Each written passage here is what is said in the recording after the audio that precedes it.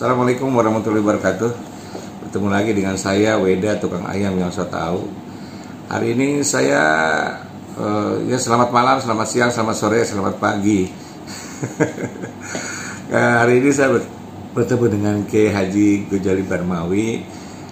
Beliau adalah Ketua MUI Kota Tangerang, yang pada saat ini saya ingin banyak masukan dari beliau tentang kesulitan hidup pada saat sekarang menghadapi bertahan hidup lah gitu.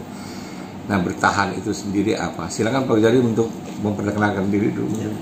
Assalamualaikum warahmatullahi wabarakatuh. Waalaikumsalam. Bismillah walhamdulillah wassalatu wassalamu ala rasulillah wa ala alihi wa sahbihi wa mawala. La hawla wa la quwata illa billahi amma ba'd. Sahabat-sahabat sekalian, alhamdulillah pagi hari ini Allah pertemukan kami berdua, di mana Bapak Haji Weda ini adalah sahabat dekat saya. Ya, memang sama-sama ya di dinas pendidikan, ya yang jelas sama-sama jadi tenaga pengajar di SMA Negeri Ciledug pada saat itu. Alhamdulillah 80-an ini kita bisa berkumpul ya dalam rangka kita tukar silaturahmi dan tukar informasi satu dengan lainnya dalam rangka menyikapi ya, hidup kekinian ini di era atau di masa pandemi ya, COVID-19 ini. Jadi alhamdulillah sekali lagi ini satu nikmat ya. Barangkali Bang Weda ada hal yang perlu dikonsultasikan atau ditanyakan, silakan ya kan. Pada saat sekarang dengan sudah mulai 1 tahun menjelang lebih ya, 2 tahun, bahwa pandemi ini begitu mengglobal, tidak hanya di kita saja gitu. Nah, kehidupan ini kita butuh mungkin satu keseimbangan agar kita tetap istiqomah gitu. Jangan sampai kita jadi galau, jadi resah gitu. Kira-kira tips-tipsnya apa ini? Iya, pasti untuk menyikapi bagaimana sih cara bertahan hidup di masa pandemi ini. Jadi ini adalah pandemi, beda dengan epidemi. Jadi ini sudah mengglobal, penyakit virus yang mendunia. Nah, bagaimana buat sahabat-sahabat sekalian, barangkali kita bisa menyikapinya. Yang pertama, bahwa ini adalah jelas ujian dari Allah Subhanahu wa Ta'ala. Kita terima itu sebagai ujian dari Allah dengan segala bentuknya, terlepas dari itu. Setiap ujian ini, baik yang juga orang beriman, yang ahli ibadah maupun ahli maksiat juga terkena. Jadi terkena semua, diuji oleh Allah Subhanahu wa Ta'ala. Karena Allah ingatkan, jangan kamu kira tetap menjadi orang yang beriman sejati sebelum mendapatkan ujian dari Allah Subhanahu wa Ta'ala. Ini satu sikap. Jadi ini kita terima ini sebagai ujian dari Allah Subhanahu wa Ta'ala. Nah, ujian ini kita sikapi untuk kita refleksikan dalam rangka merubah diri. Ya, kita introspeksi. Jadi yang jelas kita introspeksi diri. Jangan lantas kita berkata, saya punya salah apa, saya punya dosa apa, tak terbilang tak terhingga dosa kita pada Allah Subhanahu wa Ta'ala. Mulanya Rasulullah Shallallahu Alaihi Wasallam ingatkan bahwa sebaik-baiknya manusia itu adalah yaitu orang yang menyadari begitu banyak dosanya yang telah lalu. Jadi zikru dzunubil madiyah. Bahasa hadisnya itu, ingatlah engkau akan dosa-dosa yang telah lalu. Nah, terhadap dosa kita selalu ingat kesalahan kita, dosa sama orang tua, dosa sama keluarga, dosa sama anak, dosa sama, ya mohon ampun pada Allah Subhanahu wa Ta'ala. Karena Rasulullah katakan, barang siapa yang melazimkan istighfar, mohon ampun pada Allah Subhanahu wa Ta'ala, maka setiap ya kesulitan itu akan diberikan solusi jalan keluarnya oleh Allah Subhanahu wa Ta'ala. Artinya kita tetap merunduk.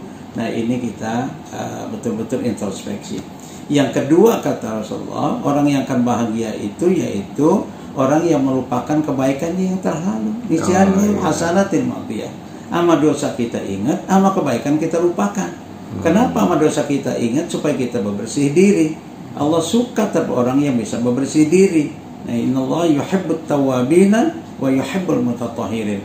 Bersih lingkungan, bersih diri kita. Dosa Allah suka terhadap itu. Yang kedua, itu kita berupaya juga untuk melupakan apa yang telah kita lakukan, kebaikan-kebaikan kita.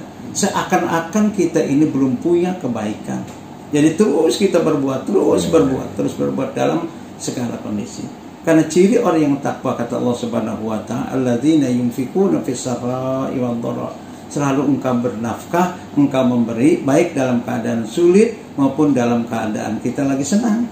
Jadi ada di situ ada kesan rutinitas, kita dawamkan, besar kecilnya relatif.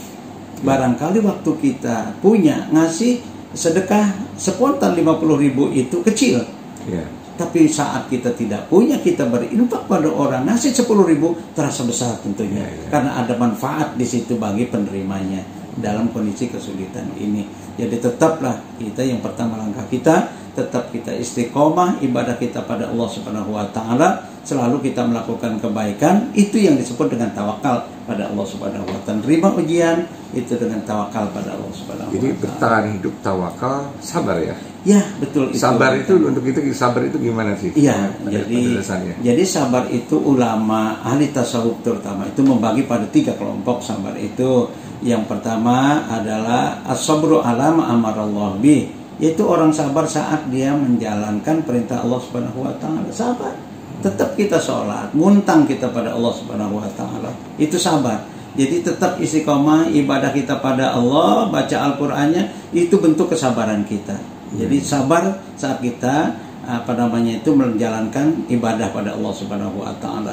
Jangan kadang-kadang lagi senang kita getol ibadahnya, tapi lagi susah habis ibadahnya. Kadang-kadang terjadi seperti itu. Jadi kita bisa milah-milah dan sebagainya. Tetap didawamkan. Jadi Allah memperhatikan itu tingkat rutinitas kedawamannya. Dawam, rutin, ya rutin. Yang taduhanya ya kita rutinkan aja. Apapun qiyamul lail kita rutinkan aja. Allah nanti punya, karena memang Allah melihat kesungguhan hambanya. Ada kesungguhan hambanya. Tentu buat kita yang beriman, kita tidak perlu sandingkan kenapa orang-orang orientalis, orang-orang yang lain sebagainya kok hebat-hebat, padahal juga tidak kenal pada Allah. Nah itu tak buat kita sebagai ujian, tapi kalau buat dia disungkun oleh Allah Subhanahu wa taala. Dikasih terus, dilulu, kata Betawinya diambulin. Ayo lu gua kasih. Nah, sehat lu, senang lu. Nanti ditimbang oleh Allah Subhanahu wa taala. Ya, senang. Ditimbang. Jadi itu, jadi buat kita ya tetap istiqomah kita dengan pendirian akidah keyakinan kita. Jadi dalam ibadah kita pada Allah. Yang kedua, as-sabru ala ma qadarallahu bih. Jadi sabar kita terhadap takdir Allah. Pandemi termasuk itu ya. Iya, sabar kita menerima itu. Nggak perlu uring-uringan kita terhadap ini penyakit kapan perginya. Yang justru kita ini kapan kita bisa mengantisipasi itu. Sekarang itu ada program pemerintah dengan protokol kesehatannya, ya kita cobalah ikut, terus kita ikuti itu. Ini sebagai ikhtiari. Karena ada 2 di dalam benak kita itu berperang pada diri kita. Yang pertama adalah akidah, yang kedua qaidah. Yang akidah ini kita yakin mati itu urusan Allah. Yes. Allah sudah tentukan ajal kita. Sekalipun nggak kena COVID juga orang bisa binasa. Meninggal. Bukan karena COVID mati itu. Tapi dan sekarang pandemi sudah barang tentu. Nah itu kaidahnya, kalau ada pandemi ya kita juga berupaya untuk menjaga. Bukan berarti kita curiga tapi orang bermasker dia sakit dan sebagainya, tapi masing-masing menyelamatkan diri kita ini. Kita jaga protokol kesehatan itu memang harus kita jaga. Jadi sekali lagi terkait dengan ikhtiar ini, ya kalau urusan ganjaran kita sholat di lingkungan kita, besar ganjaran pahalanya berjamaah. Tapi kita juga lihat kiblat kita di Mekah, di Madinah, bagaimana orang juga ngatur jarak di sana.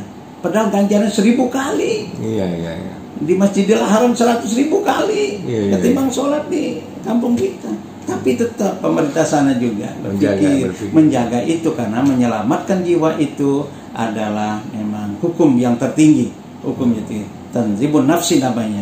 Ya, telah diri kita ini, menjaga diri kita.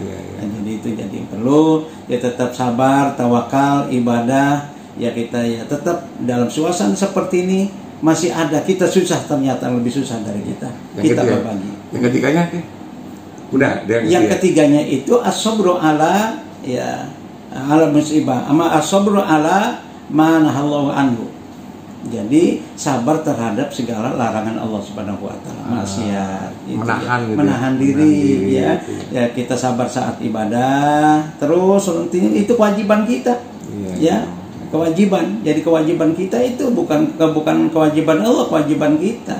Ibadah itu. Yang kedua, sabar kita menerima ketentuan Allah, dan yang ketiga sabar untuk tidak maksiat. Ya, untuk tidak maksiat. Nah ini ya, sekarang kan banyak yang mengatakan zaman saiki zaman wong edan. Soko redan ora keduman.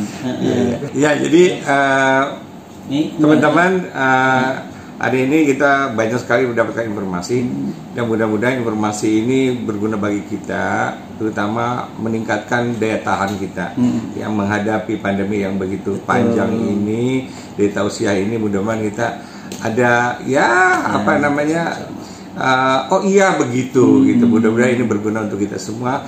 Terima kasih Pak Kiai, mudah-mudahan Pak Kiai sehat ya. Sehat ya. Ya, kita diberikan sehat semua. Akhirnya saya Weda, tukang ayam yang sok tahu, undur diri. Mudah-mudahan kita semuanya sehat semua. Amin. Ya, dan kita selalu bahagia. Terima kasih. Amin. Saya ucapkan Assalamualaikum warahmatullahi wabarakatuh. Warahmatullahi wabarakatuh.